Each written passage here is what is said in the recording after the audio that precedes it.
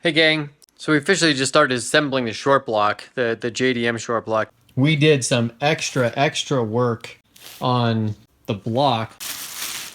Well, that looks pretty. Let me turn this around and show you what we did on the deck.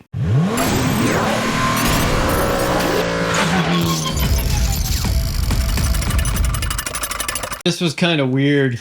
I was on the phone with Colin this morning going through this because it didn't seem like what I was doing was working correctly. But what I ended up finding out was I was doing the measurements with my straight edge, crisscross, straight. And what I kept finding is that mostly along the exterior here, I'm calling the exterior meaning the exhaust side, sorry. Interior being intake, exterior being exhaust side.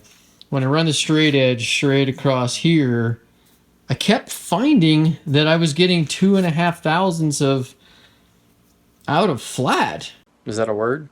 They kept coming up not being flat by 2.5 thousandths near the back of this deck. I was like, what the heck is the deal? So I investigated and investigated and investigated. And what I found is, look at this.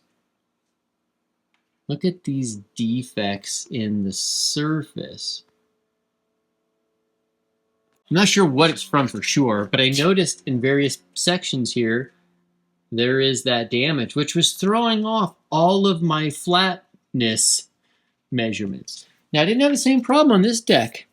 This side was pretty good, but what was happening is this is a blemish that's rising. It's causing a rise in the surface, which I don't know how, that must have happened after it was done being decked because their machine would have cut that off. So I think this is literally from the way these blocks are positioned when they're sitting at the machine shop. They sit them on the back side of the block, sitting up, right?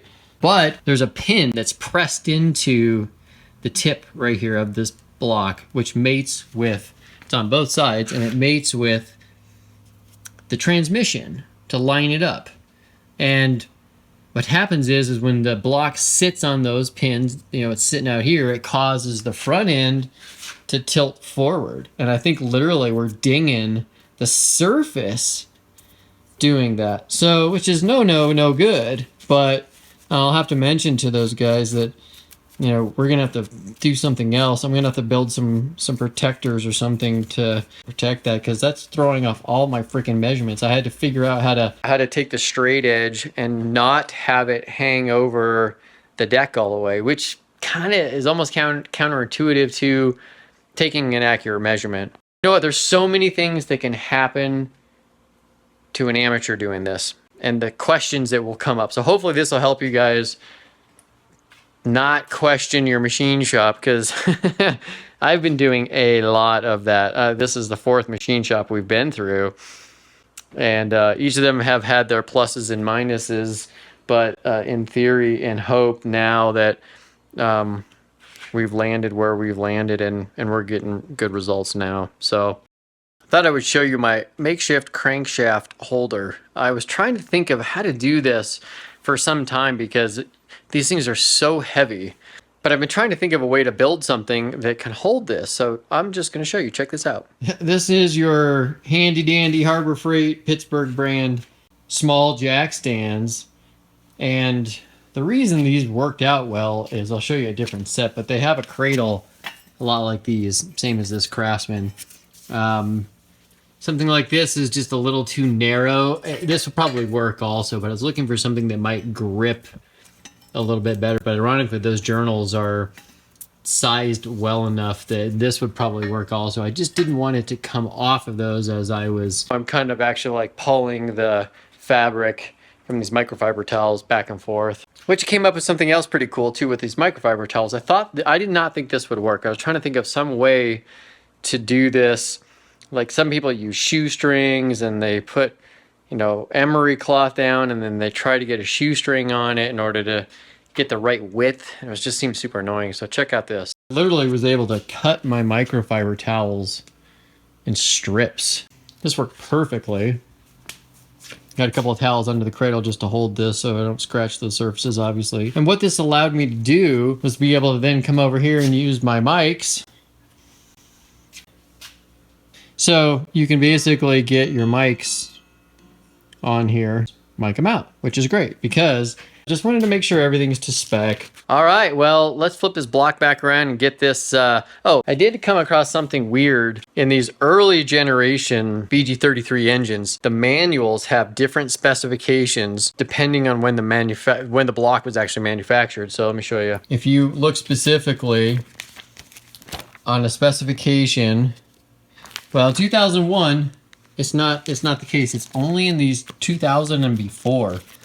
By the way, I was also reading something today that there's a technical service bulletin that was released by Nissan suggesting that in the 2000 Xterra and with manufacturer dates that were really early. So I think it ended like in April, between the April and May timeframe.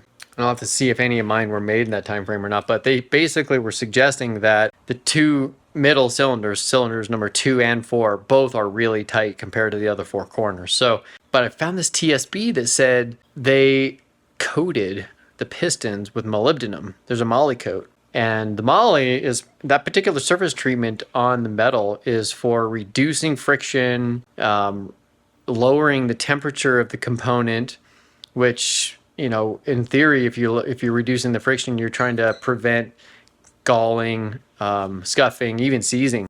So that tells me something very interesting about the whole theory about whether or not the 4 corners were the ones that were getting hot or the 2 middle ones were the ones that were getting hot.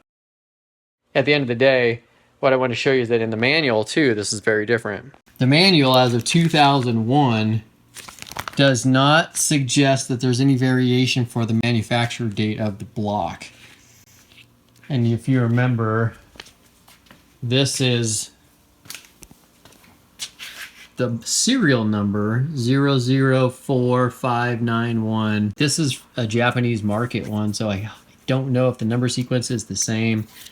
I imagine that it is, but they tell you in the 00 blocks that I have for all my US motors from 2000, from 00, that, if you get back into the 2000 range, they'll tell you that the engine serial number, see how they say from? So that number here, the one we have over there is way, way, way earlier than this. This is from, meaning this one and after. And if you look at here, there's a different specification for the serial numbers for before this number, which is what I have. So, but check this out. The crankshaft says that the number 1 main journal should be graded 3, 4, 5, or 6, and then all the rest of them are 0, 1, and 2. Well, this crankshaft is graded all 1s. Look at that. There's the letter F and then 1, 1, 1, 1. So all those 1s means those are all graded 1. So this is what's weird. In the Japanese market, perhaps they did not have the number 1 main journal a different size than the other 3. So it's kind of weird.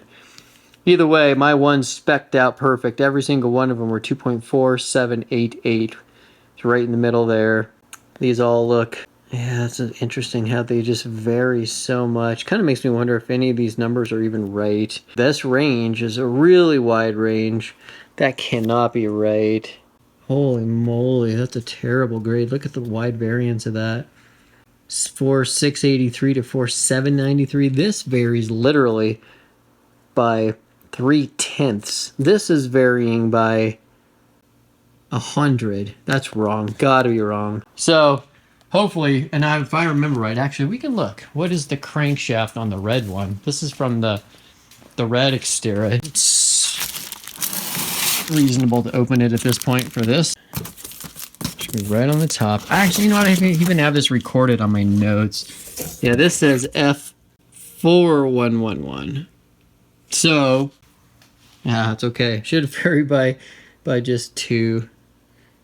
And then all the rest should be 1s. So these are all really, really close. But good. So it's slightly larger on number 1. And we'll find out when I get it mic'd. So this is certainly an interesting process to go through. Now I'm going to see if I can actually get my dial bore gauge so I can actually attempt to measure the internal diameter of the main bearing so I can not use plastic gauge. If I know that my measurements are accurate on the crank with my mic and I know that my measurements are accurate on with the bore gauge through the bottom of the mains, then we should be good to go, and I won't need plastic gauge. I might go get some actually, just out of curiosity, just to make sure that the plastic gauge is a double measurement to confirm that all the specs are correct. It's kind of tough to measure the main journals. Might help if this thing was standing up instead of laying on its side, because it's really tough to get your head around it to see that you're opposite sides of the crank so that you're at your widest measurement when you get on there. But plastic gauge might just be a second confirmation.